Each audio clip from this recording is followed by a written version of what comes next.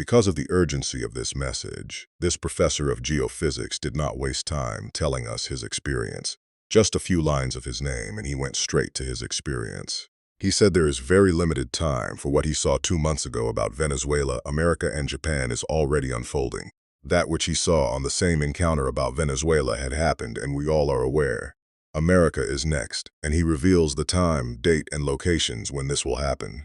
Kindly tell us where you are watching from so that we can pray along with you, please, beloved. I will begin sharing today's experience. My name is Dr. Elias Vargas. I am or was a professor of geophysics, specializing in seismic precursor analysis. What I am about to share, I never intended to speak aloud. For months, I kept these things locked within me, fearing the ridicule that would surely come. But what happened in Venezuela changed everything. You see, before the ground shook in Caracas, I had spoken. I published my findings across multiple platforms. 42 channels received my warning. I spoke of a coming earthquake, I gave dates, I pleaded for preparation, but no one listened. The scientific community dismissed me as a man who had spent too many years staring at tremor graphs until they blurred into prophecy. The religious communities ignored me because I spoke in the language of tectonics rather than theology. And so, when the earth finally ruptured on June 24th, in the experience I had and the date I was shown it, 3 days past the window I had been shown, but unmistakably the event I foresaw, I wept. Not because I had been vindicated, but because I knew what comes next. I am speaking now because there is another earthquake coming, and this one concerns America. I must tell you how I know. On April 2nd, I fell gravely ill. My heart stopped. I was clinically dead for 7 minutes. But in those minutes, I was shown things that have forever altered my understanding of what moves beneath our feet, not just tectonic plates, but the very fabric of divine justice. I found myself in a place I cannot easily describe to you, not because the memory is unclear. The memory is the clearest thing I carry from that entire period of my life.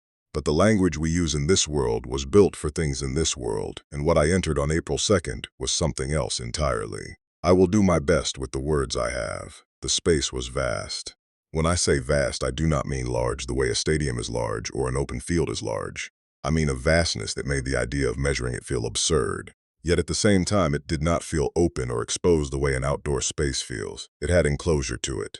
It had the quality of a formal space, a space with purpose, a space where things of great weight were decided. And the weight of it was the first thing I felt when I arrived there. Not on my body, because I did not seem to have a body in the way I normally have one. I could perceive, I could look around me and take in what was there. I could feel, though feeling is not quite the right word. But I had no sense of weight, no sense of temperature, no hunger or thirst or the ordinary physical discomforts that remind you every few minutes that you are alive in a body. I was present without being physical. It was disorienting for a moment. And then it was not disorienting at all, because somehow the space itself communicated that this was how things were here, and the part of me that was present simply accepted it. There was light, not light from a source I could point to, not the light of the sun or of electric lights or of fire.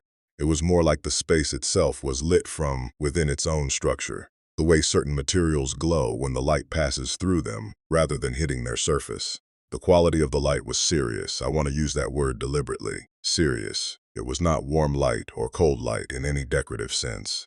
It was the light appropriate to a place where things that matter are being decided. There were figures in the space, many of them, arranged in rows that suggested order and attention. I could perceive their presence more than I could see them clearly. And I understood that this was a boundary, that there were limits on what I was permitted to take in at full resolution.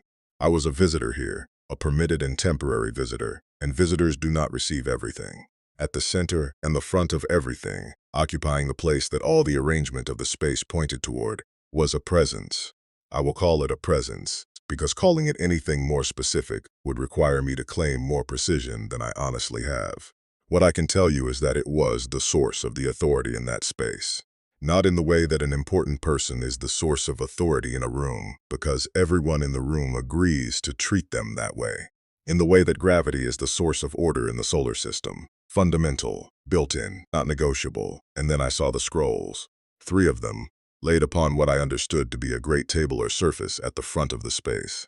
Each scroll was large, larger than any document I had seen in my life, and each was held and attended by a group of figures that I understood immediately, with the kind of knowledge that arrives whole rather than being assembled piece by piece, to be angels. 3 groups, 3 scrolls, 3 postures of careful attendance.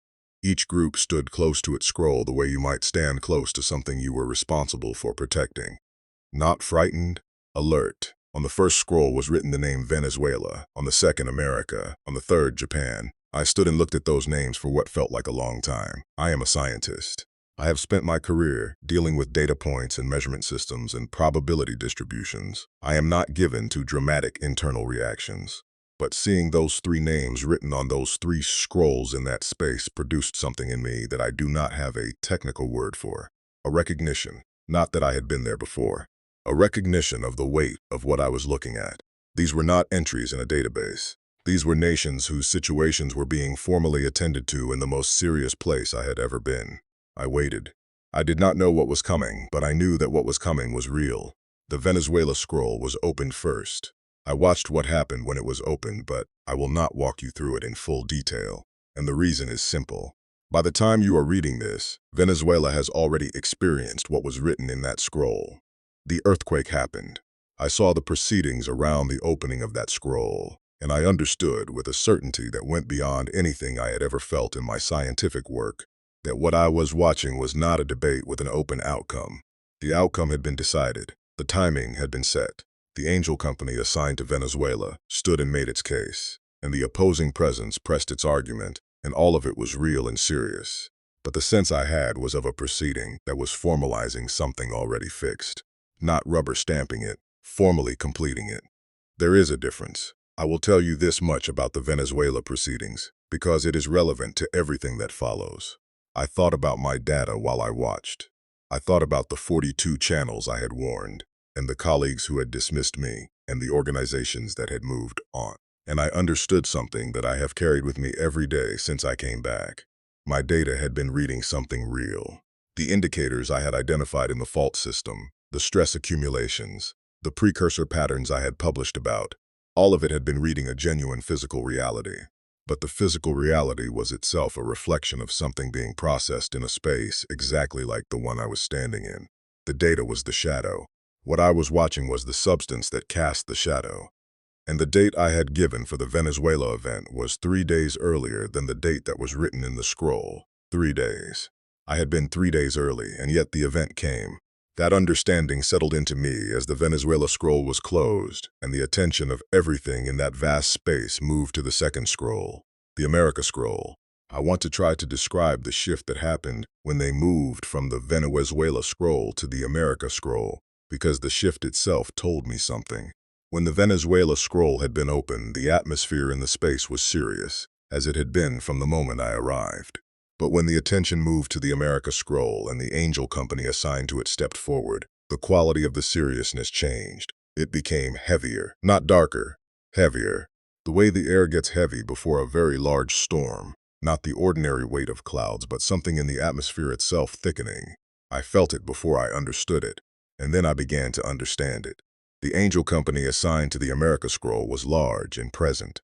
There was nothing weak or uncertain about it. But what I noticed before anything else was what it carried with it. Grief, not defeat, not despair. Grief, the deep layered grief of something that has watched a great and precious thing moving toward harm for a very long time and has called out and not been turned. The angel had been faithful. It had not given up, but it was grieved. And the grief was visible in everything about how it stood, and how it held the scroll, and how it waited for what was coming. Then the scroll was opened and the proceedings began. The opposing presence, the one pressing accusations against America, came with records, and in that space, records are real. They are not abstractions. They are actual accumulated accounts of actual decisions made by actual people in actual time. And what was laid out from those records was not fabricated. I understood that nothing fabricated could survive in that space. What was laid out was simply what had happened, presented with precision and without distortion. The first accusation concerned the church.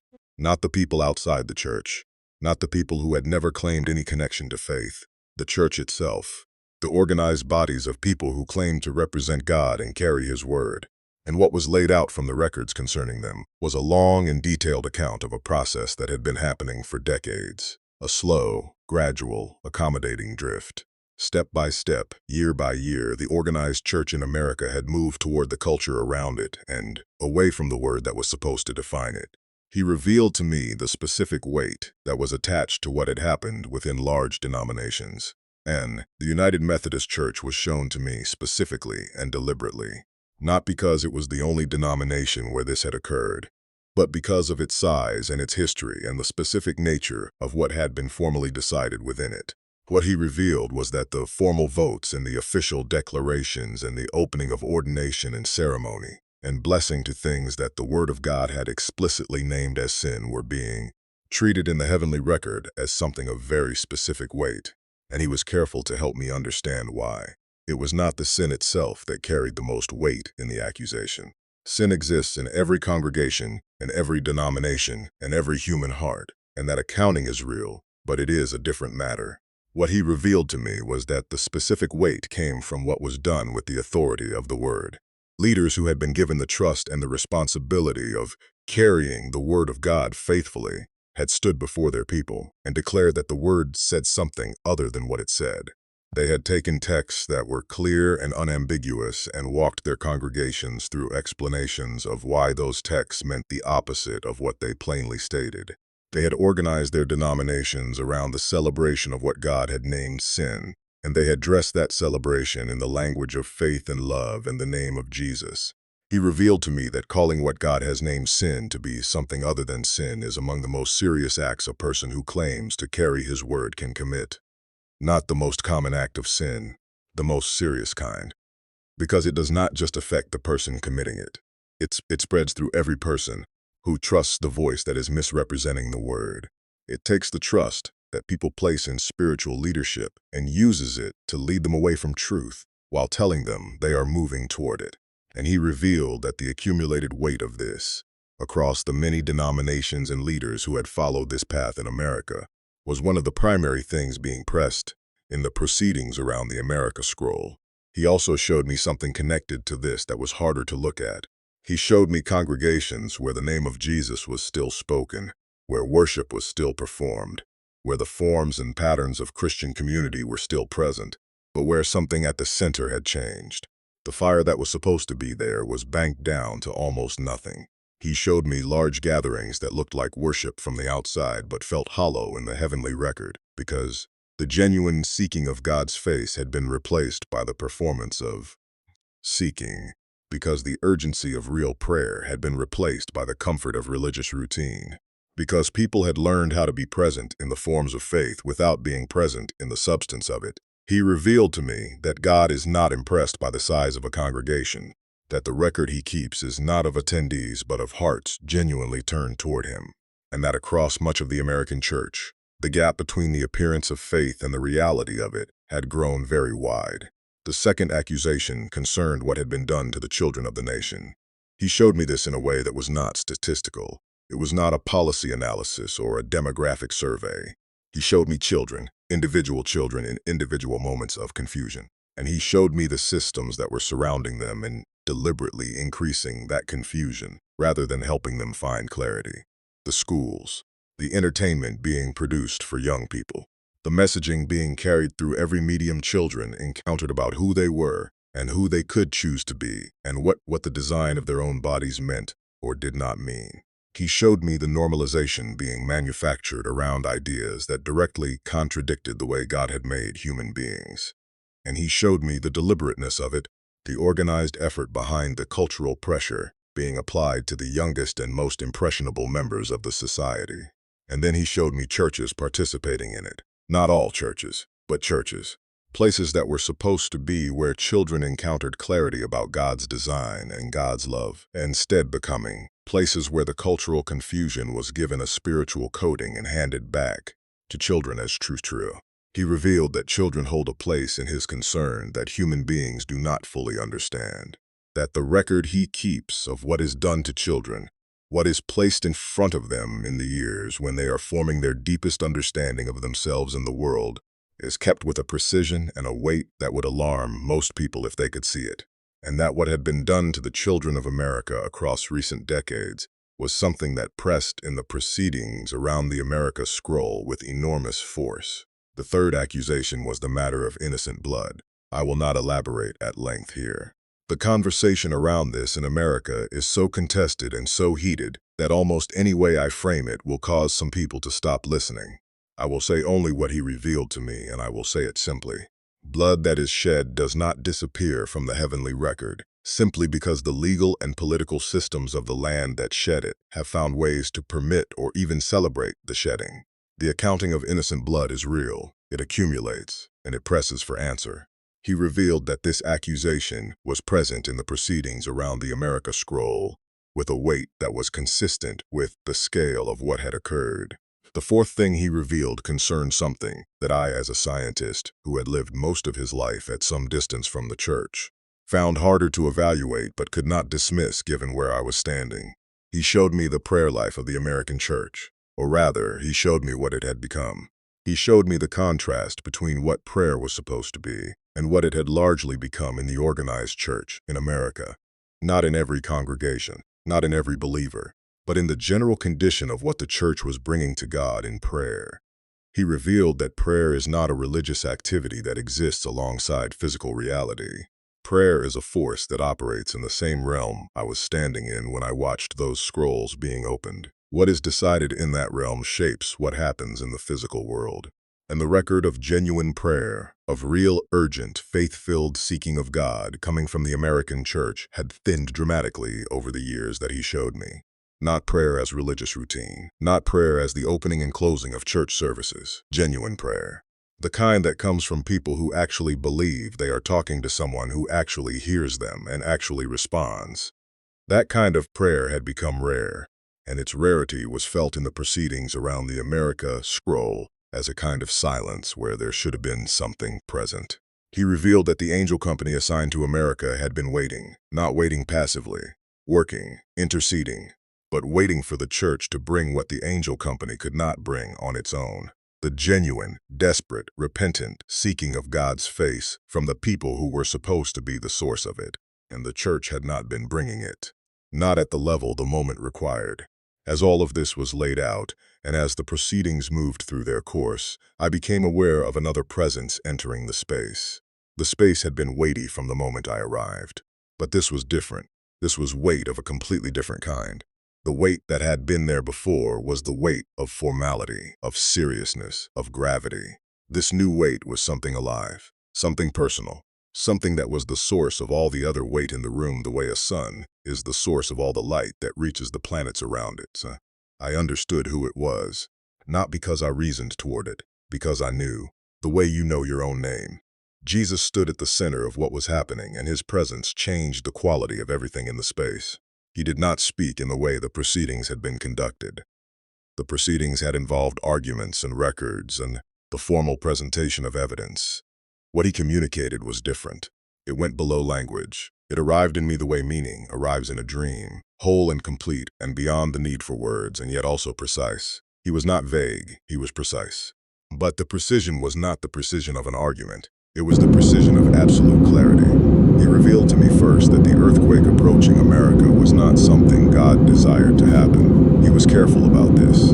He revealed that the event was the product of accumulated choices, of a long record of decisions made by the nation and by the church within the nation, producing consequences that his justice required him to allow, not his desire, his justice. He revealed the distinction because it mattered. He is not an angry God looking for an excuse to destroy. He is a just God responding to a reality that human choices have constructed, and responding with the patience and the warning and the calling back that the record shows he has always extended before consequences arrive. He revealed to me the specific geographic location and the timing with a clarity that my scientific training could not have produced, but that my scientific knowledge helped me understand. He showed me the Cascadia subduction zone along the Pacific Northwest West Coast, and he also showed me the New Madrid system in the central part of the country. And he showed me that these systems were not independent of each other in the way that the academic literature sometimes treats them. He revealed that what was coming would affect the American land in a way that was connected across these systems, in a manner that would surprise people who had been thinking about them as separate risks. He showed me June, the end of June. He showed me a date, and the date was June 30th, 2026. He did not give it to me ambiguously. He showed it to me the way you would show a calendar page to someone who needed to be certain of what they were reading. He revealed the scale of what was coming, not in Richter scale numbers, because we were not in the world where Richter scale numbers are the relevant unit of measurement. He showed me the scale in terms of impact. Cities affected, infrastructure compromised, communities cut off, the particular vulnerability of river crossings and water systems in the affected regions, the aftermath extending not for hours but for weeks. He also showed me what would happen in the church in America when this event occurred. And this was the part that he communicated with most urgency, the part that felt most like the reason he was showing me any of this. He showed me that for many people in the American church, the earthquake would be the first thing in a very long time that genuinely broke through the comfort and the distraction and the routine that had replaced real faith. He showed me that the shaking of the physical ground had the potential to shake loose from many people the things that had insulated them from genuine encounter with God, that the suffering and the disruption and the confrontation with mortality that a major seismic event produces can, when it is received in the right spirit, become the thing that turns people back toward God more powerfully than any comfortable sermon ever could. He revealed that the earthquake was not the end of the story for America. He revealed that the story of America with God was not finished, that his patience and his mercy and his love for this nation were still present and still real, even in the proceedings I was watching, even with the weight of what the records showed. He revealed that the door to return was still open. He showed me that a window of genuine prayer from the church in America in the weeks before June 28th could affect the severity of what was coming. Not cancel it, affect it. The character of what is written in a scroll is not always fixed in the same way the timing is fixed. There is room within the mercy of God for the severity of a consequence to be modulated by the response of the people it is aimed at awakening. He revealed that prayer is the most direct access human beings have to the place I was standing. That genuine prayer from people who mean it, who are broken about what they are praying about, who are turning back toward God in the act of praying and not just asking Him to solve problems while they continue as they were. That prayer reaches the place I was standing, and it matters there. It is not symbolic. It is not merely psychological. It lands in that space with real weight, and it is part of what is considered when what is written is being decided and when what has been written is being processed. He revealed that if the church in America would wake up, not perform waking up, actually wake up, if the people who genuinely belong to Him would take the next week seriously and bring to Him the kind of prayer that costs something, that breaks something in the person praying, that turns away from comfort and toward Him with the urgency that the moment demands, then the severity of June 30th could be pulled back from what it would otherwise be. He revealed to me that He had already spoken through many voices and many channels, that this account was not the only warning being sent, that there were people across America and around the world who were being moved to pray with an urgency they did not fully understand, and that their prayers were reaching the right place, even when they did not know exactly why they felt what they felt. He revealed that the remnant was real. The people who still genuinely sought Him were real, and they were many enough that what they brought in prayer still had the power to affect what was coming. He was clear that the remnant had not failed. The remnant had simply not yet understood the urgency of the season they were in. He revealed that when June 30th was over, however it unfolded, the work of the church in America was not done. That what came after, the recovery and the response and the choices made in the aftermath, would matter as much as the event itself. That a nation that met disaster with genuine humility and genuine turning toward God could come through the other side of it different than it went in. Changed, broken open in the right way, ready to be rebuilt, not just physically but spiritually. And he revealed one last thing that I wanted to give you, because I think it is the most important thing I came back with. More important than the date, and more important than the location, and more important than any of the specific things shown to me about the event itself. He revealed that he had not changed toward America, that his love for this land was the same love it had always been, that the grief in those proceedings was not the grief of someone withdrawing love. It was the grief of love that had been refused, repeatedly, patiently, and was watching the consequences of that refusal arriving. He revealed that the instant, the absolute instant, that the church in America turned back toward him with genuine intent, the accounting would shift, not because the record of what had been done would be erased, But because he had already accounted for the record of what had been done, and the accounting had been paid at a cost that he bore himself, and the people who turned back would find him exactly where he had always been, waiting, he revealed that this is what he wanted. Not the earthquake, not the judgment, not the consequences. He wanted return. He wanted the prodigal to come home. He wanted the church to remember what it had been given and to use it. He wanted the prayers. He wanted the genuine seeking. He wanted America to look at what was coming and then look at him and choose him again.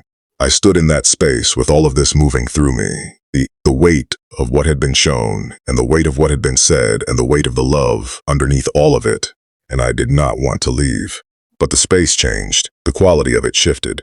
The proceedings had concluded what they needed to conclude, and what I had been permitted to witness had been witnessed, and the time for me to be there was ending.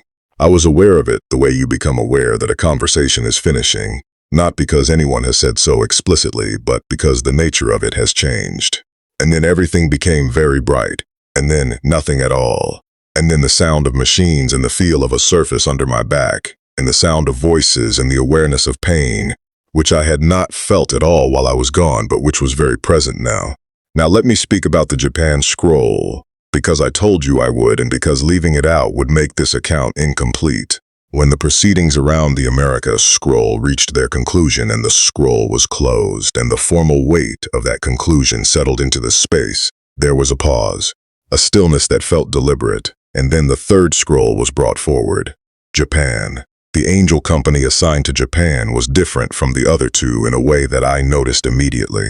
It was not different in the sense of being weaker or stronger. It was different in quality. It carried something that felt ancient, not old in the way that an old institution feels old, with decay and obsolescence. Ancient in the way that a mountain range feels ancient, worn by a very long experience of something without being broken by it. Japan has known seismic catastrophe in a way that very few nations on earth have known it. The people of Japan live with the knowledge of that, in a way that shapes their culture in ways that outsiders do not always see. And the angel assigned to Japan reflected that. It carried a long acquaintance with suffering without being defined only by that suffering. He revealed to me that the timeline for what was written in the Japan scroll was further out than the timeline for America. Japan was not the urgent one. June 28th was the urgent one. What was written for Japan was real and serious and coming, but it was not the immediate thing being pressed toward. The Japan proceedings were a part of the larger session I was witnessing, but they were not the focus. And he revealed to me that this was one of the reasons I was being allowed to see it, so that I could understand that what was coming in America was part of something larger. A season of seismic events across the world, not random, not purely geological, but connected to the spiritual condition of nations and to the choices those nations were making and had made. He showed me that the Japan event involved the coast and the sea. This is consistent with what is known geologically about Japan's most serious seismic risks. The memory of 2011 is still fresh for anyone who was watching. He revealed that the scale of what was written for Japan in that scroll was significant, and that the prayers of believers around the world, not only in Japan, were part of what would shape the final form of what was written there. He revealed something that struck me as I stood there. He showed me the prayer life of the believers in Japan who were already praying with the kind of urgency he had said was missing from so much of the American church. Not all of them, but a portion. And the quality of their prayer, the genuine and costly seeking that was coming from a part of the Japanese church, was visible in the proceedings around the Japan scroll in a way that had a direct effect on how those proceedings were unfolding. He did not give me a specific date for the Japan event. He gave me the impression of timing, a sense that it was further away than what was coming for America, and he gave me the sense that the prayers being brought for Japan by the faithful there, and by those around the world who could be moved to pray for Japan, were still in a period where they were shaping the final form of what would happen, more open, more subject to what was still being brought. He revealed that this was one of the primary differences between the three scrolls I had been permitted to witness. The Venezuela scroll had been the most closed. The America scroll was partly open, specifically in the area of severity, with the timing essentially fixed. The Japan scroll was the most open of the three, both in timing and in the form the event would take. He encouraged me to mention Japan when I reported what I had witnessed, not so that people would focus on Japan at the expense of America, but so that people would understand that prayer for nations is never wasted. That the believers who pray for Japan, many of whom have no personal connection to that country, are doing something real. That the cry for mercy raised over a nation by people outside it reaches the same place as the cry raised by people within it. That the borders of nations mean something in the physical world, but they do not limit the access that prayer has to the place where the scrolls are kept and the proceedings are held. I have thought about the Japan scroll often since April 2nd. I have thought about what it means that 3 nations were being processed in the same session. That the things happening seismically around the world are not unconnected to each other and are not unconnected to the spiritual conditions of the nations experiencing them. I am a scientist. I know the geological systems. I know how they are connected and how they are independent. But what I was shown added a dimension to that knowledge that I had not had before. The physical systems are real, and they are expressions of something larger that is also real. Let me say something about the geography that was shown to me, because I know that when people hear a warning like this, they immediately want to know where to focus their attention. He showed me the Cascadia subduction zone. This is a documented and serious geological feature running off the coast of the Pacific Northwest. It is one of the most significant seismic risks in the continental United States. Scientists who study it have been trying to communicate the scale of the risk for years. The potential magnitude of a major Cascadia event is enormous, large enough to affect communities from Northern California through Oregon and Washington and into British Columbia. The last time Cascadia produced a major rupture was in 1700, before the European settlement of those areas was significant enough to record what happened. The geological record shows what that event was like. The scientific community has been clear that another event of similar scale is not a question of if, but of when. He also showed me the New Madrid system, the fault complex running through the central part of the country. He showed me both of these systems not as 2 separate risks, but as part of the same picture. He revealed that what was coming would involve the American land in a way that was connected across these systems, that the ripples from one would interact with the vulnerabilities of the other, and that the combined effect on the country would be different from what either system alone would produce. He showed me cities. He showed me infrastructure. He showed me the particular vulnerability of the places where people had built major systems, water systems, transportation systems, in areas that had not been designed with the assumption of major seismic activity in mind. He showed me bridges. He showed me the places where rivers were crossed and what would happen to those crossings. He showed me communities that would become isolated. He showed me the particular challenge of coordinating emergency response across a region of the country that had not drilled for this, that had not built the muscle memory of seismic response that places like Japan or California had developed over generations of living with the reality of the risk. And he showed me people in their ordinary lives on June 30th before the ground moved. People going about the ordinary business of their days with no idea of what was coming. And then the ground moved, and the ordinary business of their days became something else entirely. He did not show me this to produce fear in me or to produce fear in you. He showed me this because he wanted me to understand the stakes.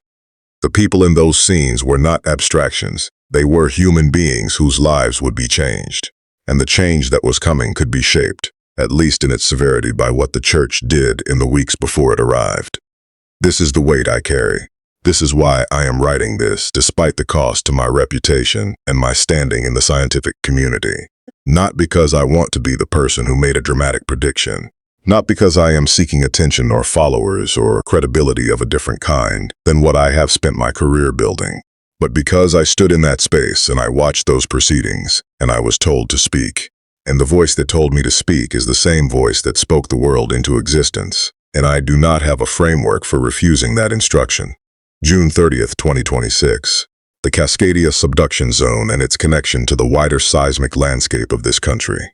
A scale that will reshape not just geography but the national story. And a window of prayer between now and that date during which the severity of what is written can still be affected by the genuine seeking of God by the people who carry access to Him. Please understand what I am asking you to do.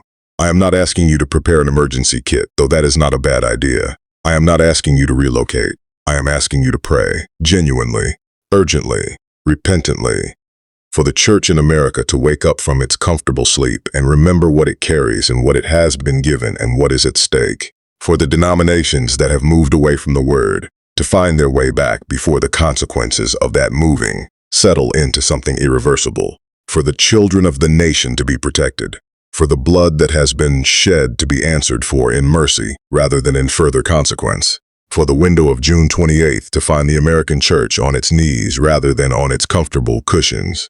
And pray for Japan. Pray for the people of Japan. Pray that what is written for Japan will be met with the prayers of everyone who can be moved to pray, wherever they are in the world. Then I was back. There is one more thing he revealed to me in that space that I have been holding back. Not because I plan to withhold it, but because it is the part that is most personal and most difficult to say. It is the part that does not concern America as a nation or the church as an institution. It concerns individual people. He showed me that the invitation in this warning is not only for the organized church. It is not only for pastors and denominational leaders and people who consider themselves serious believers. The invitation is for everyone who reads this or hears it. He revealed that the door is open to anyone who wants to walk through it, not just to the religious establishment, not just to the people who already have a prayer life. To anyone who looks at what is coming and what is behind it and feels something move inside them, the desire to turn, the desire to come back to something they have been away from, the desire to seek, even if they are not sure exactly what they are seeking. He revealed that this kind of seeking, honest and unpolished and without religious form, reaches him just as surely as the most eloquent and practiced prayer. He is not looking for performance. He does not require that you know the right language, or have the right background, or belong to the right institution. He is looking for genuine turning, the genuine decision to stop going in the direction you have been going and to turn toward him.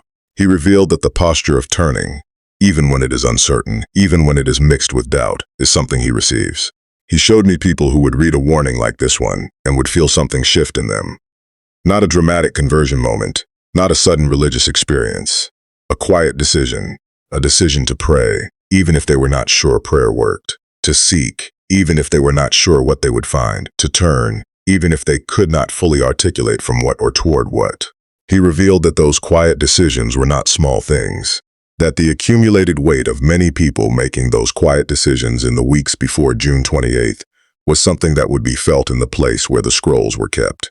He also showed me something about the aftermath. What comes after June 28th matters as much as what comes before it. A nation that meets catastrophe with genuine humility and genuine turning toward God is a different nation than one that meets it with pride and blame and the determination to rebuild exactly what was there before.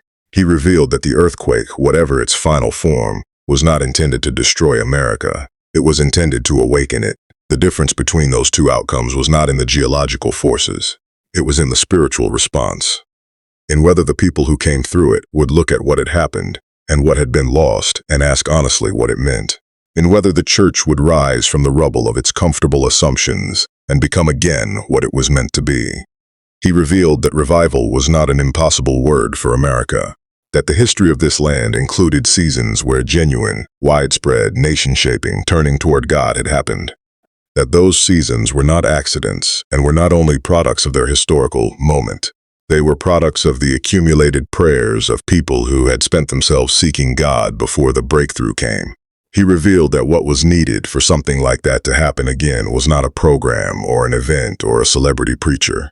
What was needed was the remnant that already existed, deciding to take seriously what they already believed, deciding to pray as if the stakes were what the stakes actually were, deciding to bring everything they had in genuine seeking of God's face, not for their own comfort, but for the nation they lived in, and the people around them who did not yet know him. He showed me that the angel company assigned to America had not given up, had not concluded that the task was hopeless, was still positioned, still working, still interceding in the heavenly proceedings on behalf of the land it had been assigned to, and it was waiting, not passively, actively waiting, the way an athlete at the starting line is waiting, with everything engaged and ready, for the signal that the people they were waiting for had finally arrived in the posture they needed to be in. He revealed that the signal was the genuine prayer of the church, that when the genuine prayer came, the angel company would respond, that the heavenly proceedings around the America scroll were not over and were not going to be over until June 30th had come and gone, and that everything the church brought in genuine prayer between now and then would be part of how those proceedings concluded. I stood in that space with all of this filling me, and I did not want to leave. I have said that already, but I want to say it again because I think it matters. I did not want to leave, not because the space was comfortable. It was not comfortable in any ordinary sense. It was the most serious and weighty place I had ever been. I did not want to leave because in that space everything was real. The stakes were real, and the love behind them was real, and the urgency was real, and the hope was real. And I knew that when I went back to the physical world, I would be going back into a place where most of those things were present, but obscured, where the real stakes of things were hidden behind the ordinary surface of ordinary life, where the urgency was available to anyone who chose to feel it, but easy to avoid for anyone who preferred comfort.